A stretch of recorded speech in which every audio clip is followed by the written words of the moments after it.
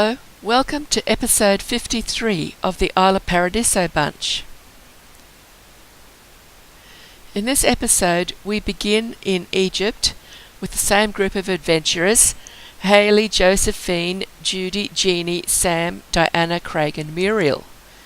There's a small tomb at the back of the Sphinx that we haven't completed yet, and Judy is going to do it now. You need to stand on that floor switch and go down the set of steps. As you can see, the rest of the Sphinx, the major tomb, is on the left of the screen. Where Judy is, you can't get into the main part of the Sphinx tomb. So she is in the small tomb at the back of the Sphinx. So that wall on the left with the pushable statues along it, and the same room as Judy's in, that is the dividing line between the small tomb at the back and the rest of the Sphinx tomb.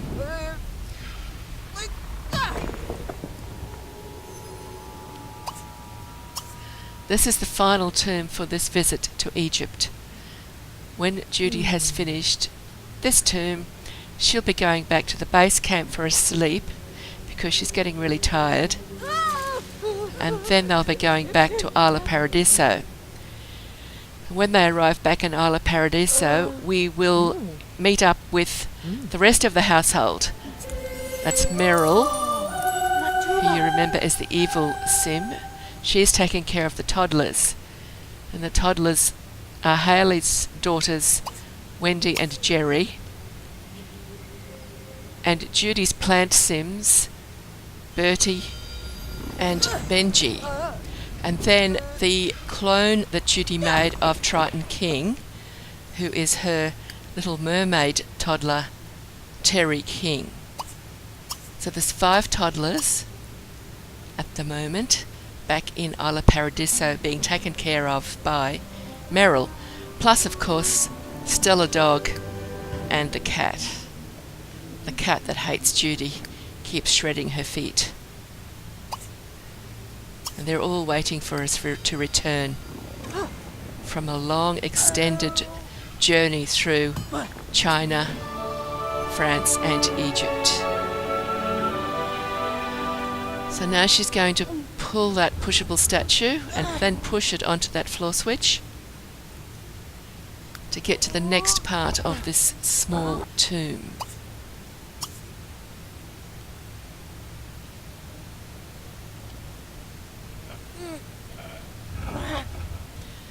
So that floor switch has found and opened a hidden door that Judy now is going to go through. There's some treasures in that room that she can collect, I think. Yes, there's a money bag, and then she can go down those steps.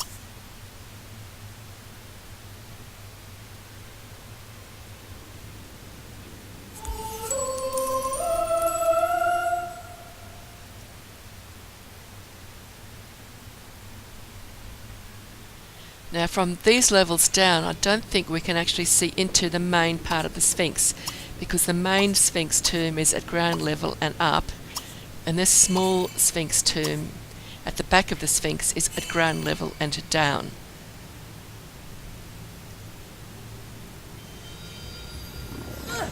That Pangu's axe certainly comes in handy. Speeds things up no end.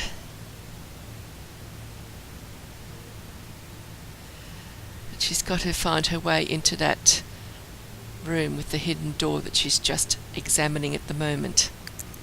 This was one she found fairly quickly. I didn't actually hurry it up at all, so that was good. Maybe she's opened enough hidden doors that they are quick for her now. There's a little gem over in the corner there that you can pick up, and it looks like that might be a piece of dive well there as well. Or sarcophagus, I'm not sure what it was. Can't read that from here.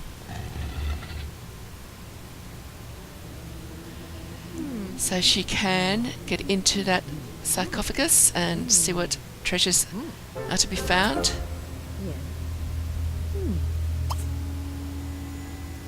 And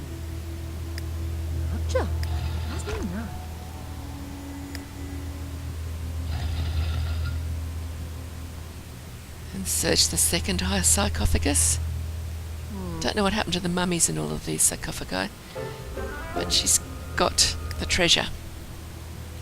That looks to me to be Furky Amin. It is, I think. He will play a major role in this adventure at a later date.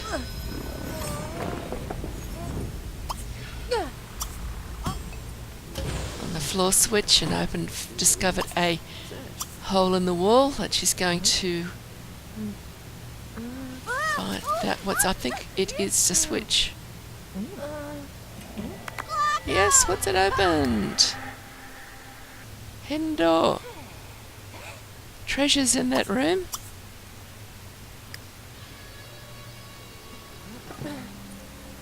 Money bag. And possibly a canopic jar.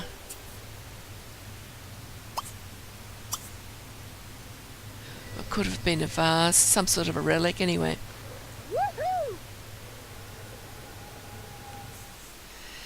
Swim through to the dive well to the next little room. Mourn. Collect. And there is the hole in the floor that she just discovered by mourning. A little treasure out of that. Back into the dive well.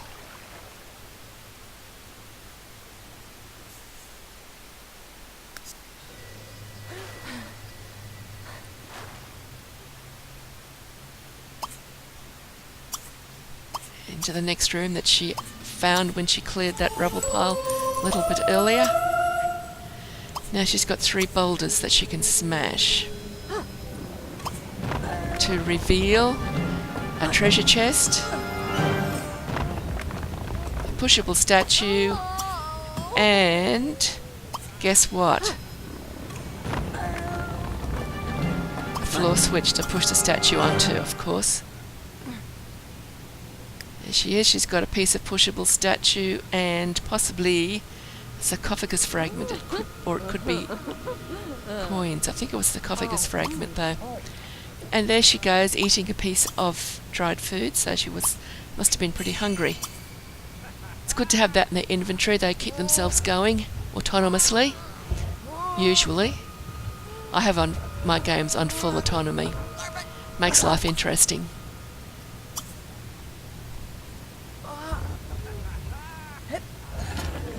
That opens a hidden door to the final room, where she'll get a few little treasures.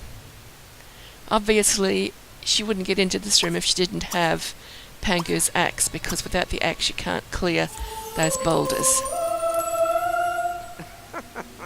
There's one sarcophagus left for her to investigate, and then she's back to the base camp.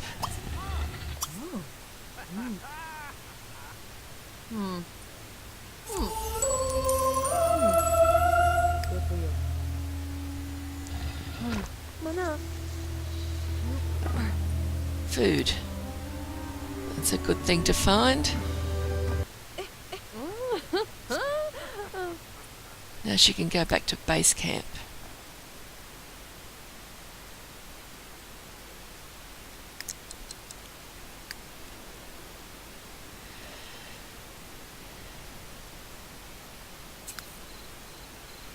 All the tents. She can go back there now and have a sleep. Now, she's been asleep for a few hours. This is 3 o'clock in the morning, and Dianna has decided it's time to do some snake charming. I'm afraid that the fellow adventurers aren't very happy with Dianna.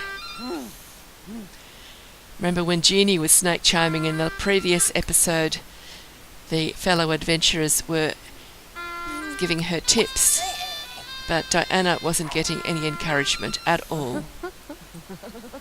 I guess that's what happens at 3 in the morning if you decide to make a loud noise when others are trying to sleep.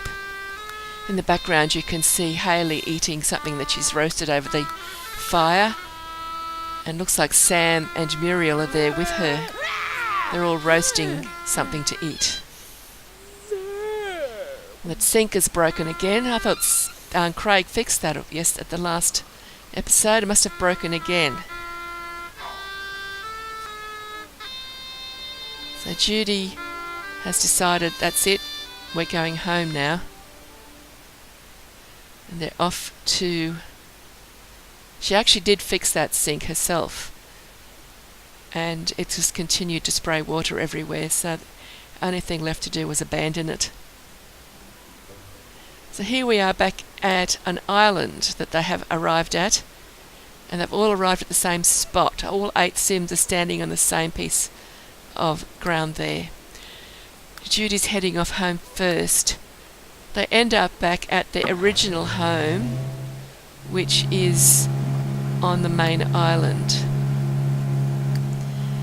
And I'm going to have to move them all back to Plumbob Island because there's not enough cribs for the toddlers over at their original home. Yes, Josephine has to go and report in because she has caught some dragonfish that the military wanted, and the military base is in City Hall in Isla Paradiso. So that's where she's headed.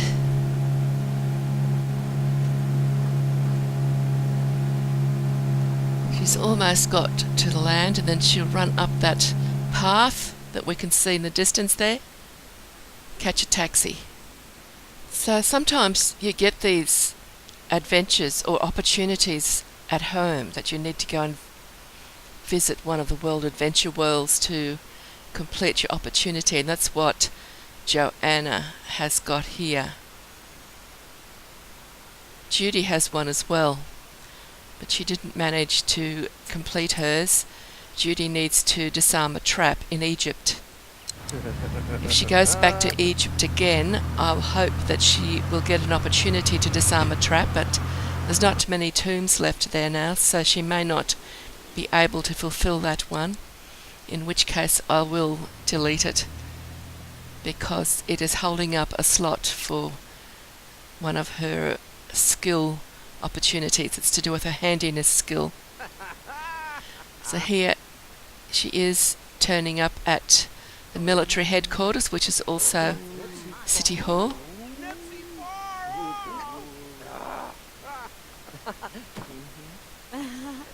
We'll leave her there and go back to the home lot where there's food been left out and it's gone off. And they're all hungry and they want to eat something right now. So since Judy's a witch and a powerful witch, I thought I'd get her to do a restoration ritual in the hope that she'll be able to clean up everything. And unexpectedly she's made the food good, so they can eat it now. I thought she would delete it, clear it away, but she didn't. It's now edible, so they can just go grab a plate and sit at the table there and have a meal.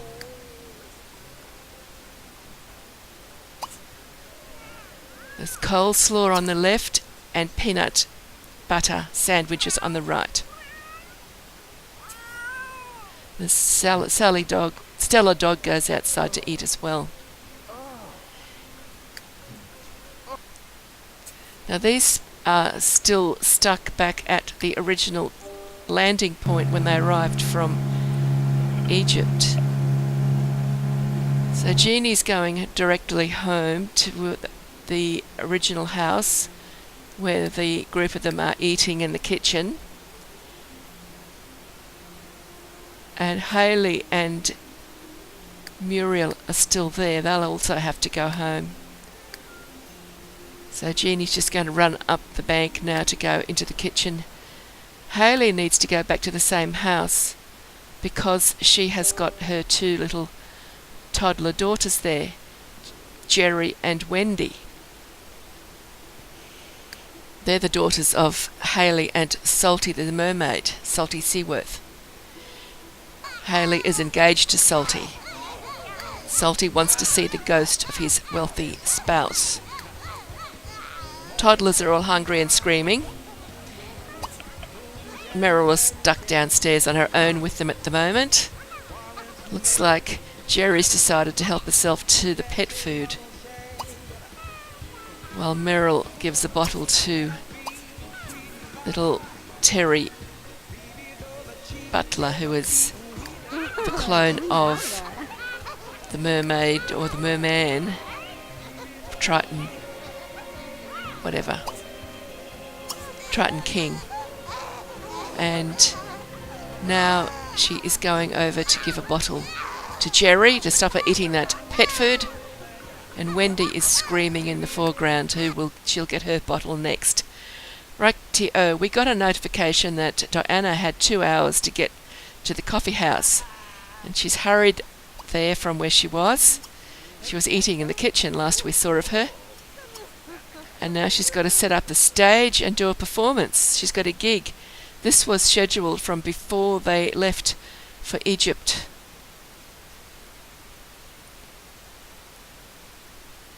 So now we can sit back and enjoy Dianna's magic show.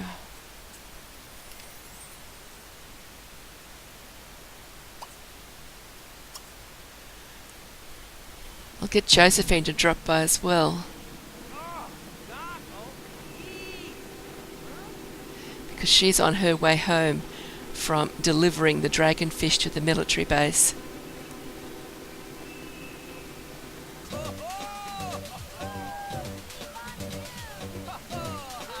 Got a bit of music accompanying her there, I think, by the sound of it. That's the trick we saw her doing for the first time in Egypt, in the market. Well, the first time I saw her doing it. Anyway, you might have seen her do it in early episodes. I just don't remember.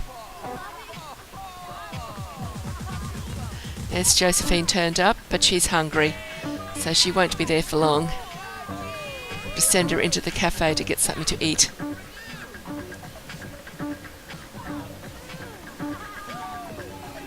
I thought we've got a fairly good view of the stage from this position, so we'll just stay here to watch the show. There's menacing looking black plumbobs on each side of the back of the stage. I haven't used them before.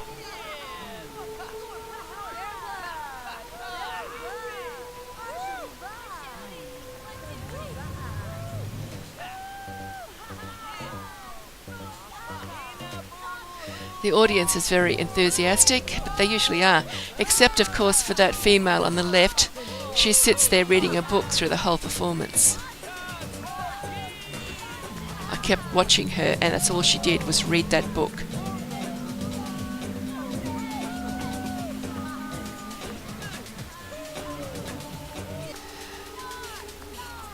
Dianna's just doing a lot of levitating at the moment. Just hanging around.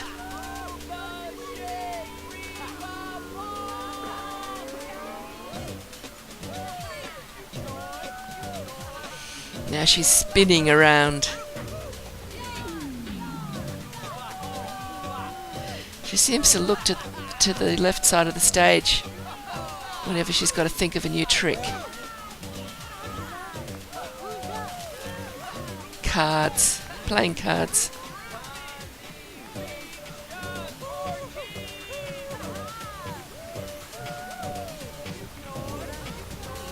Hot hands, I think.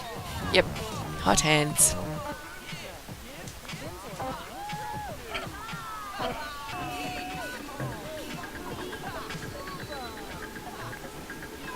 Butterflies. Hot hands again. Whatever, the audience are enjoying it. She'll get more points towards her lifetime wish.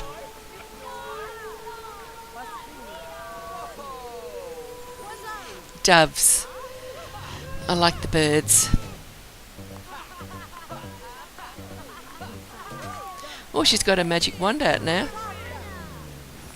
Flowers. Bunch of roses.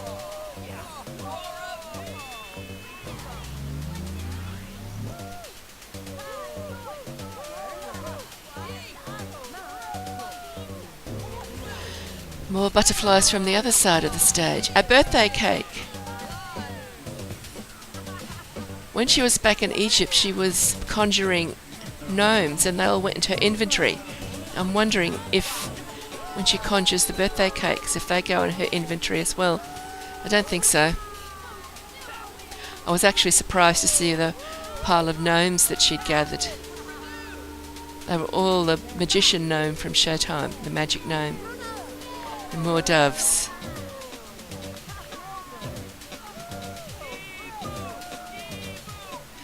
I just thought I'd let her go autonomously at this point for this performance, just to see what she did. I didn't interfere at all. So that's the end of the performance.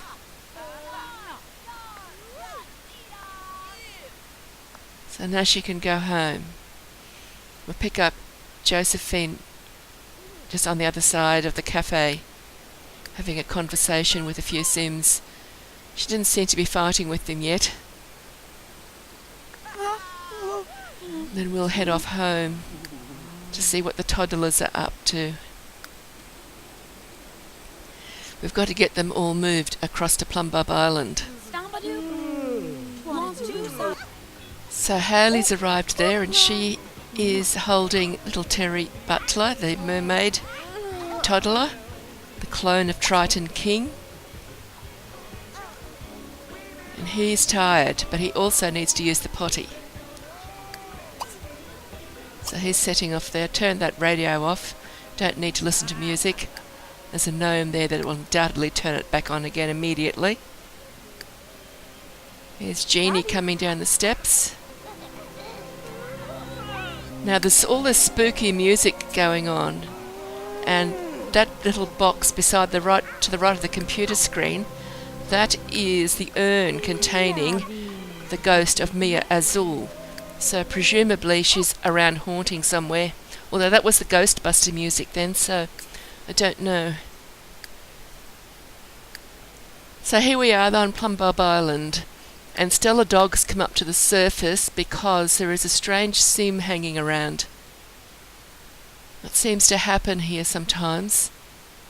Sims from the town just turn up and hang around on the island. I was going to reset that sim, but I never got around to it. I think she might be stuck. It's rather odd that she's just standing there and her boat is just sitting in the water like that. Well, I'm assuming it's her boat. Sometimes there's a lot of boats just stuck around this island. I tend to reset them and they vanish.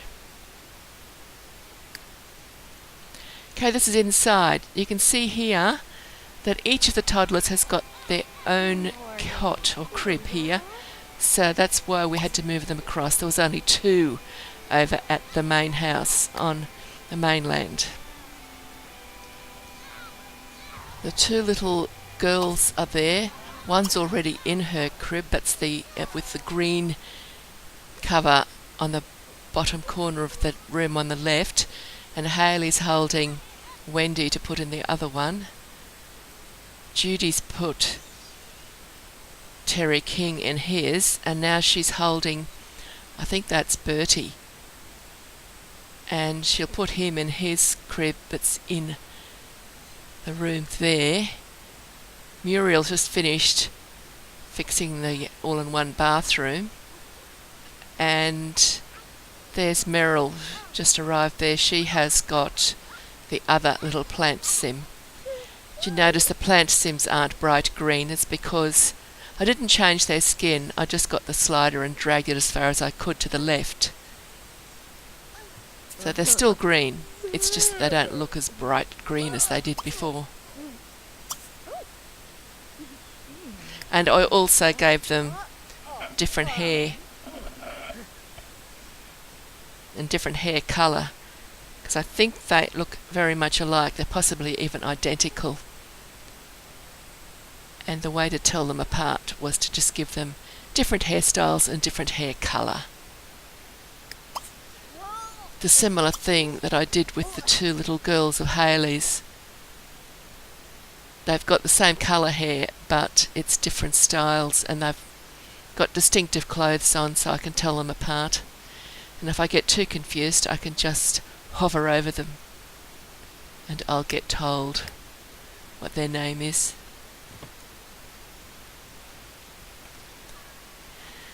Might just have a quick look around the house. This is the second bottom basement. Most of it's open to allow trees to grow up because in the bottom basement we've got a big garden. That box in the top left corner of in the background there, that's a bit of custom content, and it's like a treasure chest. It's just full of vegetables. I'm going to have to remember to get a lot of good pomegranates out of the fridge and their various storage containers before they go back to Egypt, because several of them have got pomegranate farmer or a adventure that requires them to deliver good pomegranates. Now this is the end of the video. I hope you've enjoyed it. I shall see you again at the next episode. So thank you for watching, and bye bye for now.